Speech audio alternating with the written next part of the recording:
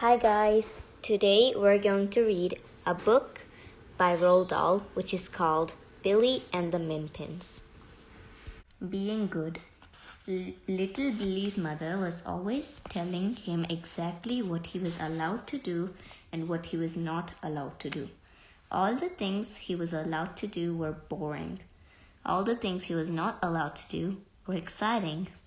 One of the things he was never allowed to do, the most exciting of them all, was to go out through the garden gate all by himself and explore the world beyond. On this sunny summer afternoon, little Billy was kneeling on a chair in the living room, gazing out through the window at the wonderful beyond. His mother was in the kitchen doing the ironing, and although the door was open, she couldn't see him.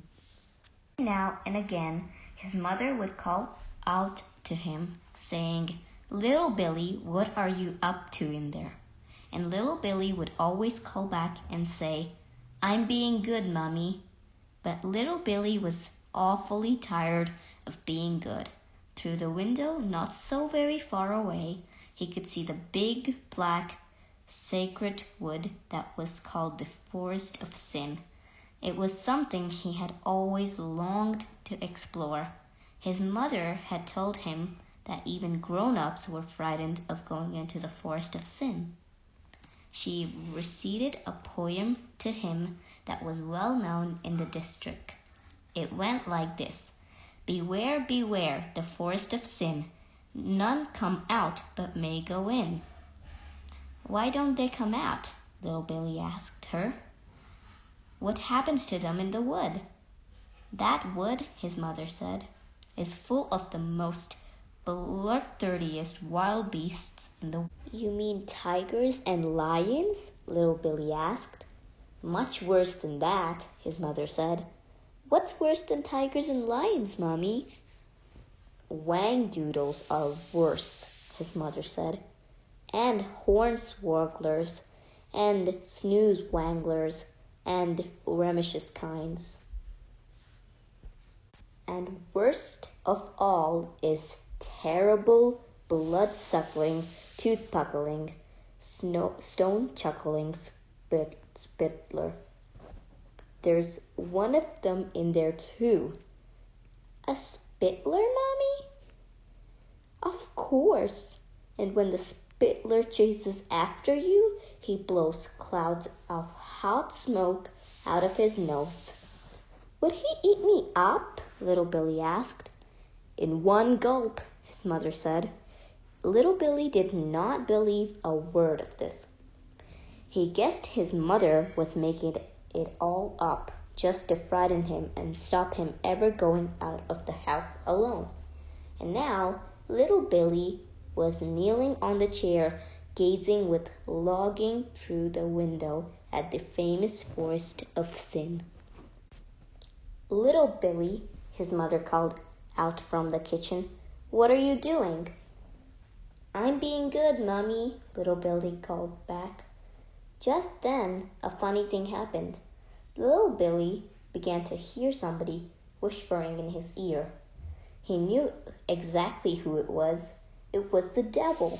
The devil always started whispering to him when he was especially bored. It would be easy, the devil was whispering, to climb out through the window. No one would see you, and in a jiffy you would be in the garden, and in another jiffy you would be through the front gate, and in yet another jiffy you would be exploring the marvelous Forest of Sin all by yourself. It is a super place. Do not believe one word of what your mother says about whangdoodles and hornswogglers and snoozwagglers and ramicious kinds and terrible blood-sucking, tooth-plucking, stone-chuckling splitter. There is no such things." "What is in there?" little Billy whispered. "Wild strawberries," the devil whispered back. "The whole floor of the forest is carpeted with wild strawberries. Every one of them is luscious and red and juicy ripe. Go and see for yourself." These were the words that Devil whispered softly into little Billy's ear on the sunny summer afternoon. The next moment, little Billy had opened the window and was climbing. "Run, little Billy, run, run, run!" In a jiffy, little Billy had dropped silently onto the flower bed below. In another jiffy, he was out through the garden gate. And yet in another jiffy, he was standing on the very edge of the great big dark forest of sin. He had made it. He had got there. And now the forest was all his to explore. Was he nervous? What? Who said anything about being nervous? Hornswogglers, rambunctious kinds. What sort of rubbish was that? Little Billy hesitated. "I'm not nervous," he said. "I'm not in the least bit nervous. Not me." Very, very slowly, he walked into the great forest. Giant trees were soon surrounding him on all sides, and their branches made an almost solid roof high above his head, bolting out the sky. Here and there, little shafts of sunlight shone through gaps in the roof. There was not a second anywhere. It was like being among the dead men in an enormous empty green cathedral. When he ventured some distance into the forest, little Billy stopped and stood quite still, listening. He could hear nothing, nothing at all. There was absolute silence. Or was there? Hold on just one sec. What was that? Little Billy flicked his head round and stared into the everlasting gloom and doom of the forest. There it was again. There was no mistaking it this time. From far away there came a very faint whooshing, whiffling noise, like a small gusty wind blowing through the trees. Then it grew louder. Every second it was growing louder, and suddenly it was no longer a small wind. It was a fearsome, swooshing, whooshing, whiffling, snorting noise that sounded as though some gigantic creature was breathing heavily through its nose as it galloped towards him. Little Billy turned and ran. Little Billy ran faster than he had ever run in his life before, but the swooshing, whooshing, whiffling, snorting noise was coming after him. Worse still, it was getting louder. This meant that the thing, the maker of the noise, the galloping creatures, was getting closer. It was catching him up. "Run, little Billy, run, run, run!" He dodged around massive trees. He skipped over roots and brambles. He bent low to flash under boughs and bushes. He had wings on his feet. He ran so fast. But still, the fearsome, swooshing, whooshing, whiffling, snorting noise grew louder and louder as it came closer and closer. Little Billy glanced back quickly over his shoulder, and now, in the distance, he saw a sight that froze his blood and made icicles in his veins. What he saw were two mighty puffs of orange-red smoke blowing and rolling through the trees in his direction. These were followed by two more, whoosh, whoosh, and then two more, whoosh, whoosh, and then must surely be coming. Little Billy told himself, from the two nose holes of galloping, panting beast that had smelled him out and was coming after him. His mother's words began thrumming once again in his head. "Beware, beware, the forest of sin. None come out, but many go in. It's the Spittler for sure, little Billy cried out. Mommy said the Spittler blows smoke when it chases you. This one is blowing smoke. It's the terrible, blood-sucking, tooth-plucking, stone-chuckling Spittler. And soon it will catch me up, and I'll be blood-sucked and tooth-plucked and stone-chuckled and chewed up into tiny pieces. And then the Spittler will spit me out in a cloud of smoke, and that will be the end of me. Whoomp, whoomp. Little Billy was running with the speed of an arrow, but each time he glanced back over his shoulder, the puffs of orange-red smoky breath had got closer. They were so close now that he could feel the wind of them on the back of his neck, and the noise, it was deafening in his ears. This fearsome, swishing, whooshing, whiffling, panting noise. Whoomp, whoomp, it went. Whoomp, whoomp, whoomp, whoomp. Whoomp, whoomp. It was like the noise made by a steam locomotive pulling out from a station. Then suddenly he heard another noise that was somehow more fearsome still. It was the pounding of gigantic galloping hooves, the floor of the forest. He glanced round again, but the thing, that beast, the monster or whatever it was hidden from his sight by the smoke it showed out as it galloped forward. The smoky breath was billowing all around him now. He could feel its hotness. Worse still, he could smell its smell. The smell was disgusting. It was the stench that comes from deep inside the tummy of a meat-eating animal. "Mummy!" he cried out. "Save me!" Suddenly, directly in front of him, little Billy saw the trunk of an enormous tree. This tree was different from the others because it had branches hanging down very low. While still running, he made a frantic jump for its lowest branch. He caught it and pulled himself up.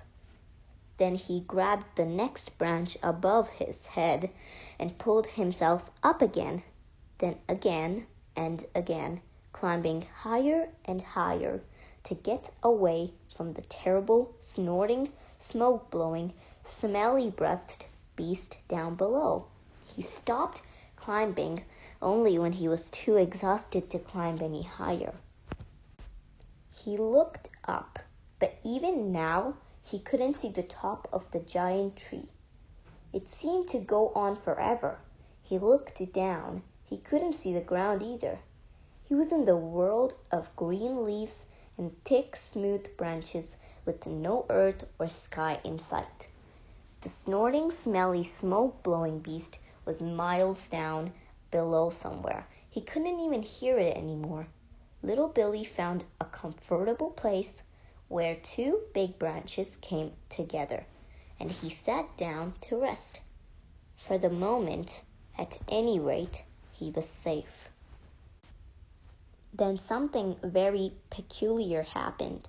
There was a huge, smooth branch very close to where little Billy was sitting, and he suddenly noticed that a small square patch of the bark on this branch was beginning to move. It was a very small patch, about the size of a postage stamp, and the two sides of it seemed to be splitting down the middle and opening slowly outwards like a pair of shutters on some tiny window. Little Billy sat staring at this extraordinary thing, and all at once a strange, uncomfortable feeling came over him. It felt as though the tree he was sitting in and the green leaves all around him belonged to another world altogether, and that he was a trespasser who had no right to be here where he was. He watched intently as the tiny shutters of the tree bark opened wider and wider, and when they were fully open, they revealed a small squarish window set neatly in the curve of the big branch. There was some sort of yellowish glowing coming from deep inside the window. The very next thing little Billy saw was a tiny face at the window. It had appeared suddenly from nowhere, and it was the face of an extremely old man with white hair. Little Billy could see this clearly despite the fact that the whole of the tiny man's head was no larger than a pea. This ancient miniature face was staring straight at little Billy with the most severe expression on it. The skin on the face was deeply wrinkled all over, but the eyes were as bright as two stars. Now something even more peculiar began to happen. All around him, not only on the huge main trunk of the tree, but also on all the big branches that grew out of it, other tiny windows were opening, and tiny faces were peering out. Some of these faces belonged to men, and others were clearly women. Here and there the head of a child was seen peering over a window sill. The heads of these children were no larger than the heads of matchsticks. In the end, there must have been more than 20 small windows all around where little Billy was sitting, and from each window these amazing little faces were pouring out. No sound came from any of the watchers. The faces were silent, unmoving, almost ghost-like. Now the tiny old man in the window nearest to Billy seemed to be saying something, but his voice was so soft and whispery, little Billy had to lean right up close to catch his words. "You're in a bit of a twizzler, aren't you?" the voice was saying. "You can't go down again, because if you do, you'll be guzzled up at once. But you can't possibly sit up here forever either." I know, little Billy gasped. "Don't shout," the tiny man said. "I'm not shouting," little Billy said. "Talk softer," the tiny man said. "If you talk too loud, your voice will blow me away." But who are you?" little Billy asked, taking care to speak very softly this time. "We are the Minpins," the tiny man said, "and we own this wood. I shall come closer, then you will hear me better."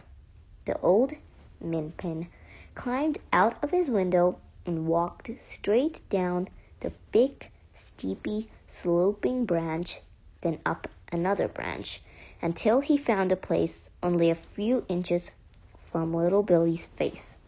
It was amazing to see him walking up and down these almost vertical branches without the slightest trouble. It was like seeing someone walking up and down a wall. "How on earth do you do that?" little Billy asked. "Suction boots," the Minpin said. "We all wear them. You can't live in trees without suction boots." On his feet he was wearing tiny green boots, rather like miniature wellies. His clothes were curiously old-fashioned, mostly brown and black, the sort of thing people wore 200 or 300 years ago. Suddenly, all the other Minpins, men, women, and children, were climbing out of their windows and making their way towards little Billy. Their suction boots seemed to allow them walk up and down the steepest branches with the greatest ease, and some were even walking upside down underneath the branches. All of them were wearing these old-fashioned clothes from hundreds of years ago, and several had on very peculiar hats and bonnets. They stood sat in groups on all the branches around little Billy, staring at him as though he were someone from outer space. "But do you actually live inside this tree?" little Billy asked. The old Minpin said, "All the trees in this forest are hollow. Not just this one, but all of them. And inside them, thousands and thousands of Minpins are living. These great trees are filled with rooms and staircases, not just in the big main trunk, but in most of the other branches as well. This is a Minpin forest, and it's not the only one in England." "Could I peep inside?" little Billy said. Of course, the old Minpin said. "Put your eye close to that window." He pointed to the one he had just come out of. Little Billy shifted his position and placed one eye right up against the square hole that was no bigger than a postage stamp. What he saw now was quite marvelous. "The Gruncher knows you're up here." Little Billy saw a room that was lit by a pale yellow light of some sort, and it was furnished with beautifully made miniature chairs and a table. The one side was a four-poster bed. It was like the one of the rooms little Billy had once seen in the Queen Doll's house at Windsor Castle. "It's beautiful," little Billy said. "And are they all as lovely as this one?" "Most are smaller," the old Minpin said. "This one is very grand because I am the ruler of this tree. My name is Don Minnie. What is yours?" "Mine is Little Billy," little Billy said. "Greetings, Little Billy," Don Minnie said. "You are welcome to look into some of the other rooms if you wish. We are very proud of them." All the other Minpin families wanted to show little Billy their own rooms. They rushed about along the branches calling out, "Come and see mine! Please come and see mine!" Little Billy began climbing about and peeping into the tiny windows. Through one window he saw a bathroom, just like his own at home, only 1,000 times smaller. And through another he saw a classroom with lots of tiny desks and a blackboard at one end. In every room there was a stairway in one corner leading up to the room above. As little Billy went from window to window, the Minpins followed him, clustering around and smiling at his exclamations of wonder. "They're absolutely marvelous," he said. "They're much nicer than our rooms at home." When the sightseeing tour was over, little Billy sat down again on a large branch and said to the whole company of Minpins, "Look, I've had a lovely time with you all, but how am I ever going to get home again? My mother will be going crazy." "You can never get down from this tree," Don Minnie said. "I've told you that if you are stupid enough to try, you'll be eaten up in 5 seconds. "Is it the Spittler?" little Billy asked. "Is it the terrible, blood-sucking, tooth-puckling, stone-chuckling Spittler?" "I've never heard of any Spittler," Don Minnie said. "The one waiting for you down there is the fearsome Gruncher, the red-hot, smoke-bleaching Gruncher. He grunches up everything in the forest. That's why we have to live up here. He has grunched up hundreds of humans, and literally millions of Minpins. What makes him so dangerous is his amazing a magical nose. His nose can smell out a human or a minpin or any other animal from 10 miles away. Then he gallops towards it at terrific speed. He can never see anything in front of him because of all the smoke he belches out from his nose and mouth. But that doesn't bother him. His nose tells him exactly where to go. Why does he blow out all that smoke? Little Billy asked. Because he's got a red-hot fire in his belly, Don Minnie said. The gruncher likes its meat roasted, and the fire roasts it as it goes down. Look, said Little Billy. Gruncher or no gruncher, I've simply got to get home somehow. I'll have to make a dash for it. Don't try it. I beg you, Don Minnie said. The gruncher knows you're up here. He's down there now, waiting for you. Climb down a bit lower with me, and I'll show you. We know all the birds. Don Minnie walked easily straight down the side of the great tree trunk. Little Billy climbed carefully after him, from one branch to the next. Soon below them, they began to smell the revolting hot stench of the gruncher's breath, and the orange-red smoke was now billowing up into the lower branches in the thick clouds. What does he look like? Little Billy whispered. Nobody knows, Don Minnie answered.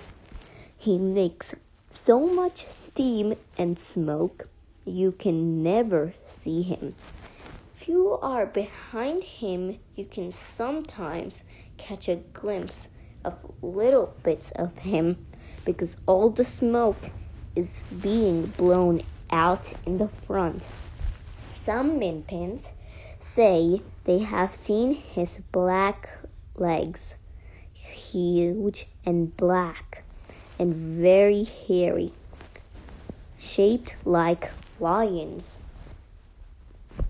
legs, but 10 times as big. And it is rumored that his head is like an enormous crocodile's head, with rows and rows of sharp pointed teeth. But nobody really knows. Mind you, he must have gigantic nose holes to be able to blow out all that smoke. They stayed still, listening, and they could hear the gruncher pawing the ground at the base of the tree with his giant hooves and snorting with greed. He smells you, Don Minnie said. He knows you aren't far away. He'll wait forever to get you now. He adores humans, and he doesn't catch them very often. Humans are like strawberries and cream to him. You see, for months he's been living on a diet of Minpins, and 1,000 Minpins is not even a snack for him. The brute is ravenous. Little Billy and Don Minnie climbed back up the tree to where all the other Minpins were gathered. They seemed glad to see Little Billy come safely back. Stay up here with us, they said to him. We'll look after you. Just then, a lovely blue swallow alighted on a branch not far away, and Little Billy saw a mother Minpin and her 2 children climb quite casually onto the swallow's back. Then the swallow took off and flew away with its passengers and seated comfortably between its wings. Good heavens, cried little Billy. Is that a special tame bird? Not at all, Don Minnie said.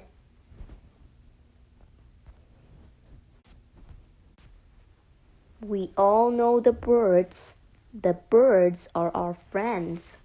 We use them all the time for going places.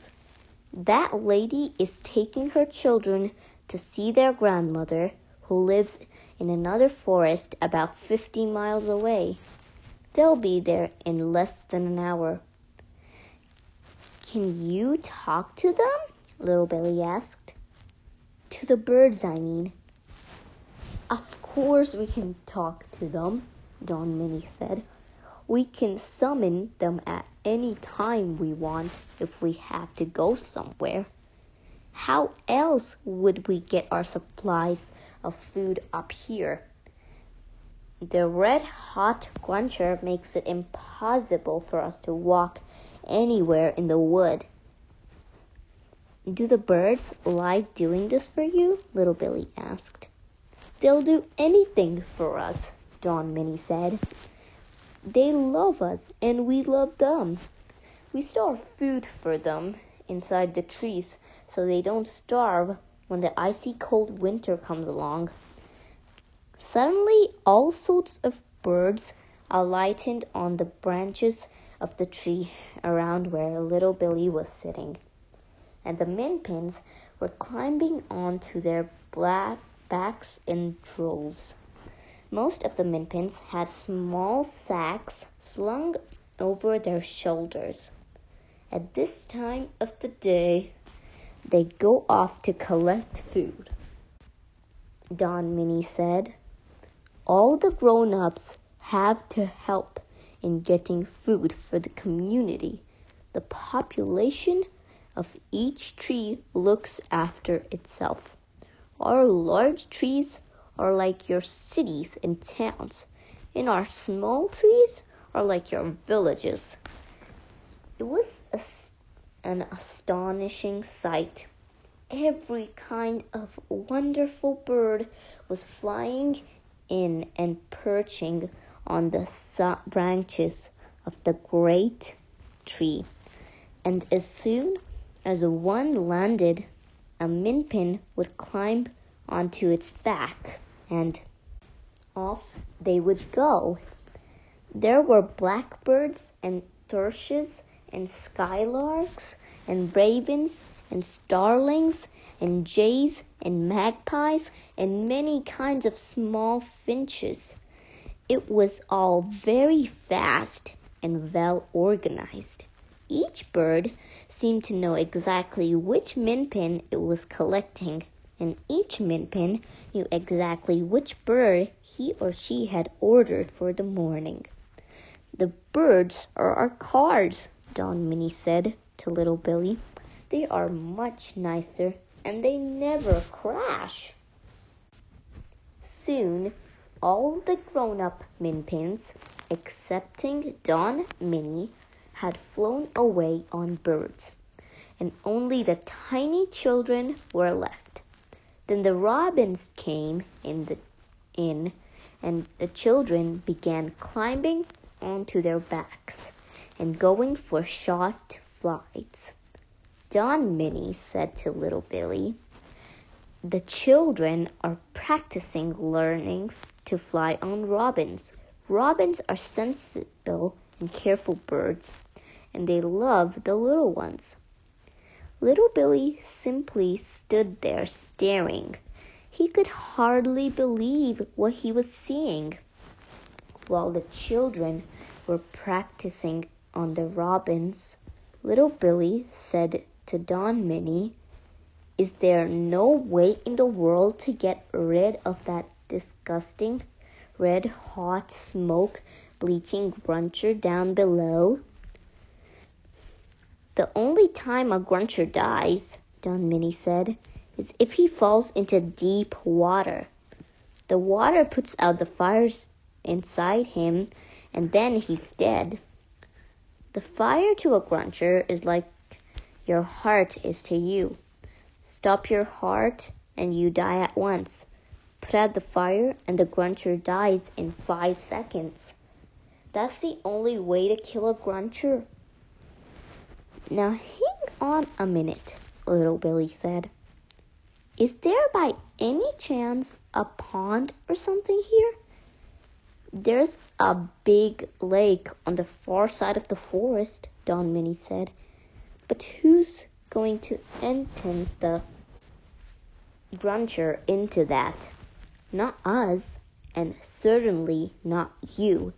He'd be on you before you got within 10 yards of him. But you did say the gruncher can't see in front of him because of all the clouds of smoke he blows, little Billy said. Quite true, Don Minnie said. But how is that going to help us? I don't think the gruncher is ever going to fall in the lake. He never goes out of the forest. I think I know how to make him fall in, little Billy said. What I want, little Billy went on, is a bird that is big enough to carry me. Don Minnie thought about this for a while. Then he said, You are a very small boy, and because of that, I think a swan could carry you quite easily. Call up a swan, little Billy said. Suddenly, there was a new authority in his voice. But I hope you're not going to do anything dangerous, Don Minnie cried. Listen carefully, little Billy said, because you must tell the swan exactly what he has to do. With me on his back, he must fly down to the gruncher. The gruncher will smell me and know that I am very close, but he won't see me though. All the steam and smoke. He'll go mad trying to get at me. The swan will tantalize him by flying back and forth in front of him. Is that possible? Quite possible, Don Minnie said, except that you might easily fall off. You've had no flying practice at all. I'll hang on somehow, little Billy said. Then the swan, keeping very low, will fly off through the forest with the ravenous gruncher hotfoot in pursuit. The swan will keep just ahead of the gruncher all the time, driving him crazy with my smell. And in the end, the swan will fly straight over the big, deep lake. And the gruncher, now traveling at a terrific speed, will follow right behind. Presto! He's in the lake. My boy, Don Minnie cried. You're a genius. Will you do it? Call up the swan, little Billy ordered. Don Minnie turned to one of the robins, which had just come back from practice flight with a child Minpin on its back. Little Billy heard him talking to the robin in a kind of curious twitter. He couldn't understand a word of it. The robin nodded his head and flew off. 2 minutes later, a truly magnificent swan, as white as snow, came swooping in and landed on a branch nearby. Don Minnie walked over to it, and once again a curious, twirly conversation took place. A much longer one this time, with Don Minnie doing nearly all the twittering and the swan nodding and nodding. Then Don Minnie turned to little Billy and said, Swan thinks it's a great idea. He says he can do it. But he's just a bit anxious because you have never flown before. He says you must hang on very tight to his feathers." "Don't you worry about that," little Billy said. "I'll hang on somehow.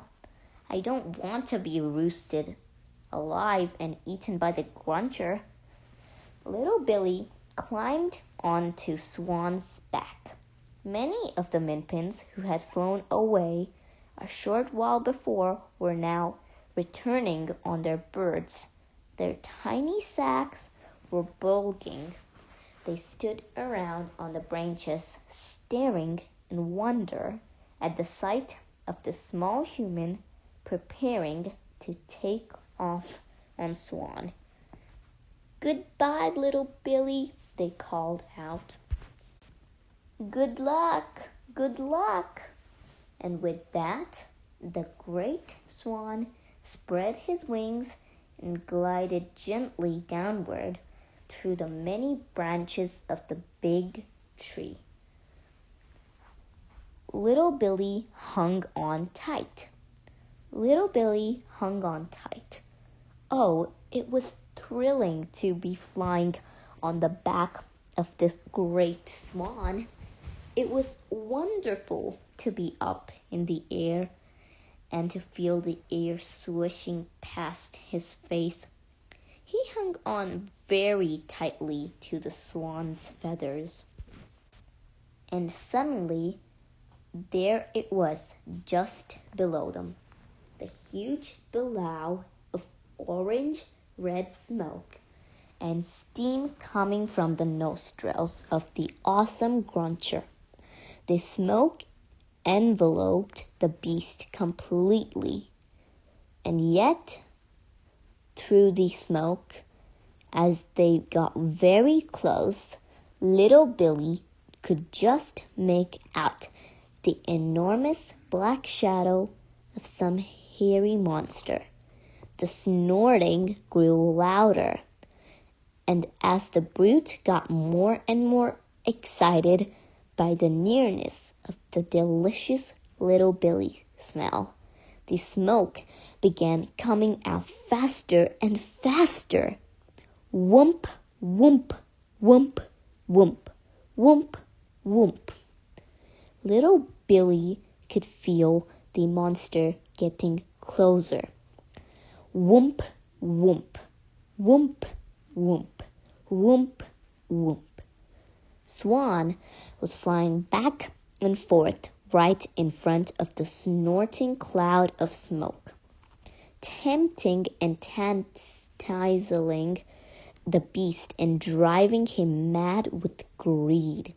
The beast, or rather the cloud of smoke, kept lunging at little Billy, but Swan was too quick for him and jinked away every time.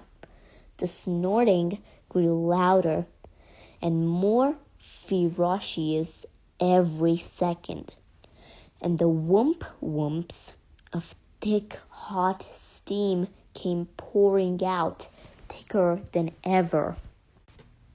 Once Swan looked round to see if little Billy was all right. Little Billy nodded and smiled, and he could swear Swan nodded and smiled back at him. At last, Swan must have decided they had done enough teasing. The great, thick, orange-red cloud was leaping up and down in a frenzy of hunger and desire, and the whole forest was echoing with snorts and growls of the awesome creature. Swan glided round and headed in a straight line towards the edge of the forest, and of course the vast cloud of smoke came hurtling after him. Swan was very careful to fly low all the time, keeping just in front of the Gruncher, leading him on and on, treading a path carefully through the great trees in the forest. The scent of human food was very strong in the Gruncher's nostrils, and he must have been thinking that so long as he kept going flat out, he would catch his meal in the end. Suddenly, right in front of them, on the edge of the forest, was the lake. The Gruncher, hurtling along right behind them, was interested only in the glorious human scent he was following. Swan flew straight towards the lake. He skimmed low over the water. The Gruncher kept going. Little Billy, looking back, saw the Gruncher plunging right into the lake, and then the whole lake seemed to erupt in a mass of boiling steam, frothing, bubbling water. For a brief moment, the terrible, red-hot, smoke-bleaching Gruncher made the lake boil and smoke like a volcano. Then the fire went out, and the awesome beast disappeared under the waves. Hooray for little Billy! When it was all over, Swan and little Billy flew higher and circled the lake for a last look. And suddenly the whole sky around them was filled with birds, and every bird had one or more Minpins on its back.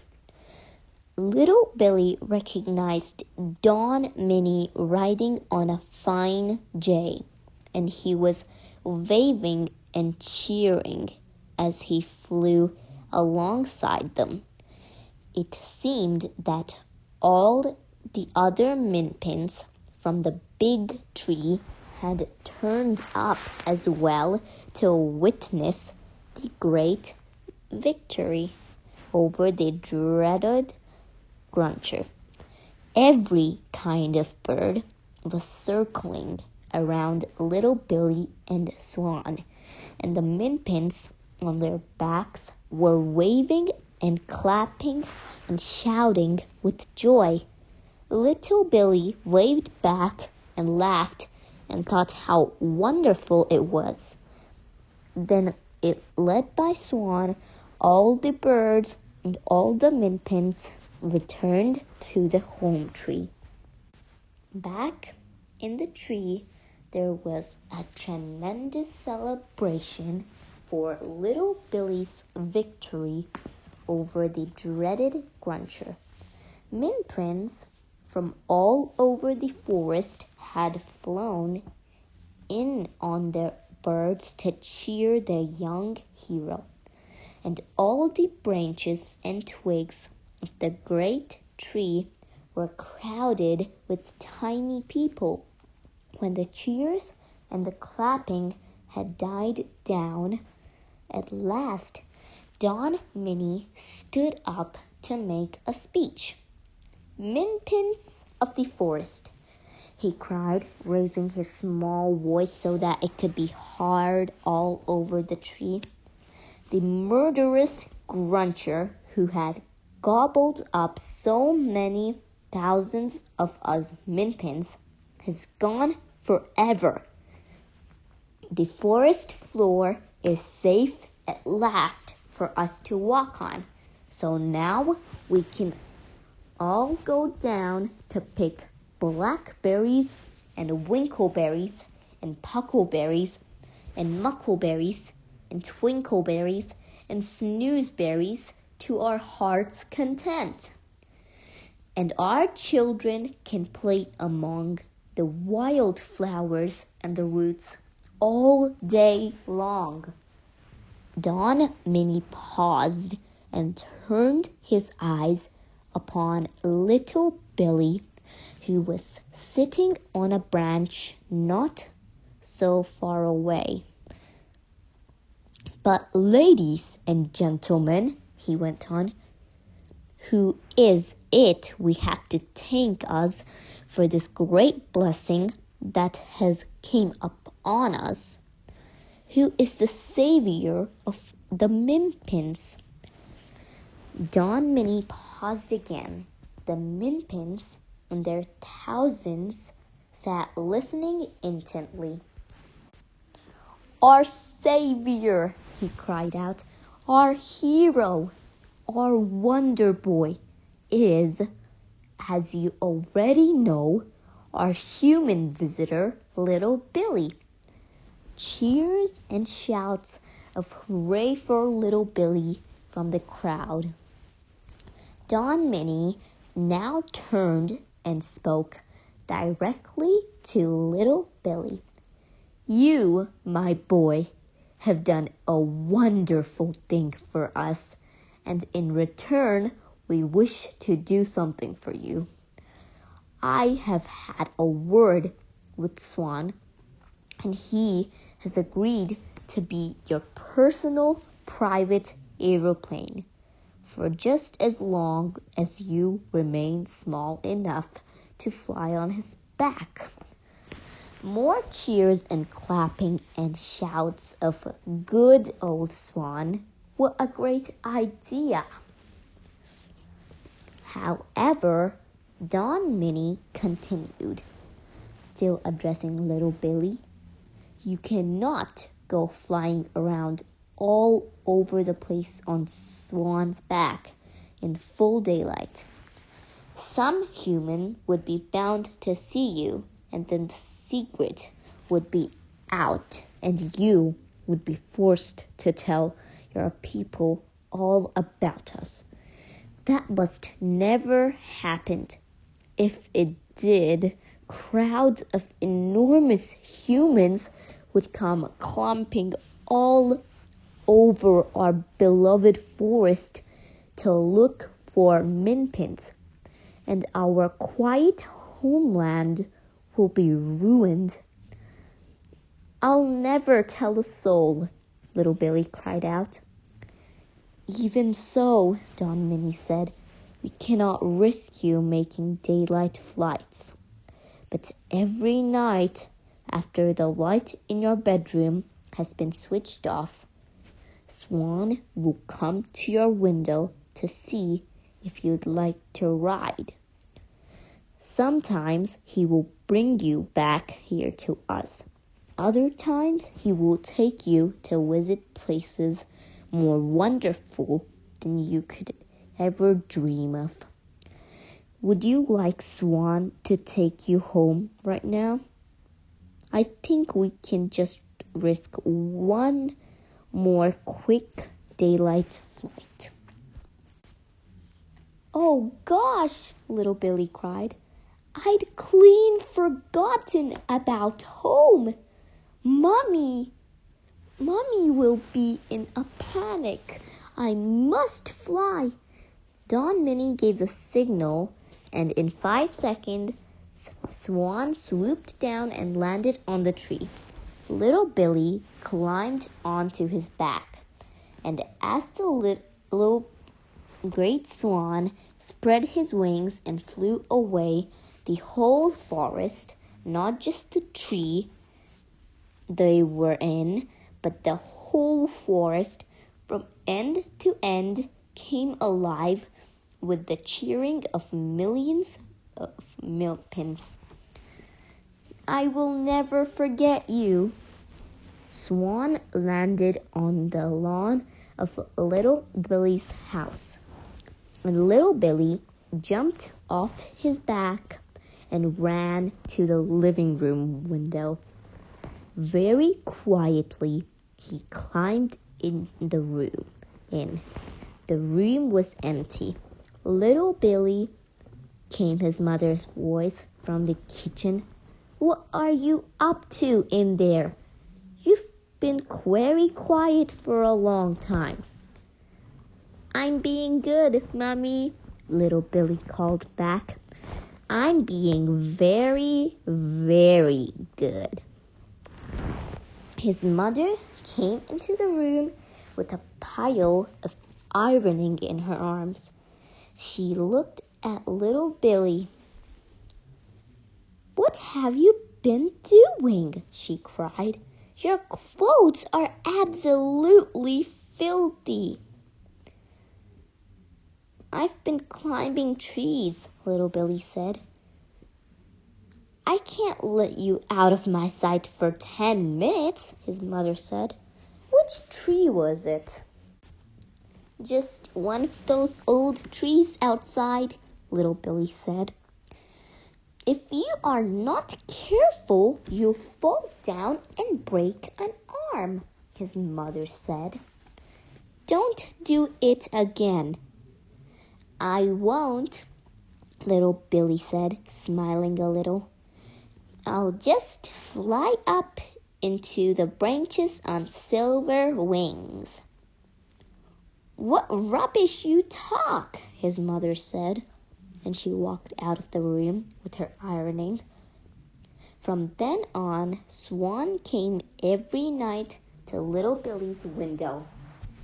He came after Billy's mother and father had gone to sleep, and the whole house was quiet. But little Billy was never asleep.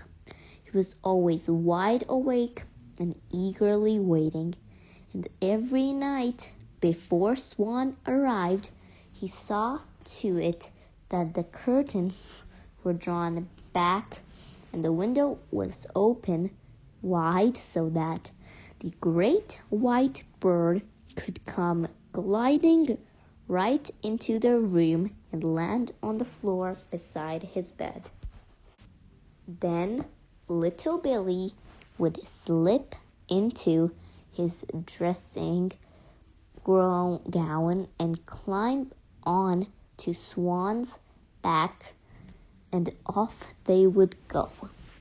Oh, it was a wondrous secret life that little Billy lived up there in the sky at night on Swan's back. They flew in a magical world of silence, swooping and gliding over the dark world below, where all the earthly people were fast asleep in their beds. Once, Swan flew higher than ever before, and they came to an enormous billowing cloud that was shining in a pale golden light. And in the folds of this cloud, little Billy could make out creatures of some sort moving around. Who were they? He wanted so badly to ask Swan this question, but he couldn't speak a word of bird language. Swan seemed unwilling to fly very close to these creatures from another world, and this made it impossible for little Billy to see them clearly. Another time, Swan flew through the night for what seemed like hours and hours, until they came at last to a gigantic opening in the earth's surface, a sort of huge gaping hole in the ground, and Swan glided slowly round and round above this massive crater, and then right down into it. Deeper and deeper they went into the dark hole. Suddenly, there was a brightness like sunlight below them, and little Billy could see a vast lake of water, gloriously blue, and on the surface of the lake, thousands of swans were swimming slowly about. The pure white of the swans against the blue of the water was very beautiful. Little Billy wondered whether this was a secret meeting place of all the swans of the world, and he wished he had been able to ask Swan this question as well. But sometimes mysteries are more intriguing than explanations. And the swans on the blue lake, like the creatures on the golden cloud, would remain a mystery forever in little Billy's memory. About once a week, Swan would fly little Billy back to the old tree in the forest to visit the Minpins. On one of these visits, Don Minnie said to him, "You are growing up fast, little Billy. I'm afraid that you'll soon be too heavy for Swan." "I know," little Billy said. "I can't help it." "I'm afraid we don't have any bigger birds than Swan," Don Minnie said. "But when he can't carry you any longer, I do hope you will still come up here to visit us." I will, little Billy cried. "I will always keep coming to see you. I will never forget you." "And listen," Don Minnie said, smiling perhaps. "Some of us might come down in great security to visit you." "Could you really do that?" little Billy asked. "I think we might," Don Minnie said. "We could trickle silently down to your house in the dark and creep into your bedroom for a midnight feast." "But how would you get all the way up to my bedroom window?" little Billy asked. "Have you forgotten our suction boots?" Don Minnie said. "We'd simply walk straight up the wall of your house." "How lovely!" little Billy cried. "Then we can take it in turns of visiting each other." "Of course we can," Don Minnie said. And that is exactly what happened. No child has ever had such an exciting young life as little Billy. No child has ever kept such a huge secret so faithfully. He never told a soul about the Minpins. I, myself, have been very careful not to tell you where they live, and I am not about to tell you now. But if by some extraordinary chance you should one day wander into a forest and catch a glimpse of a Minpin, then hold your breath and thank your lucky stars, because up to now, so far as I know, no one excepting little Billy has ever seen one. Watch the birds as they fly above your head, and who knows, you might well espy a tiny creature riding high on the back of a swallow or a raven. Watch the robin especially, because it always flies low, and you might see a nervous young Minpin perched on the feathers, having its first flying lesson. And above all, watch with glittering eyes the whole world around you, because the greatest secrets are always hidden in the most unlikely places. Those who don't believe in magic will never find it.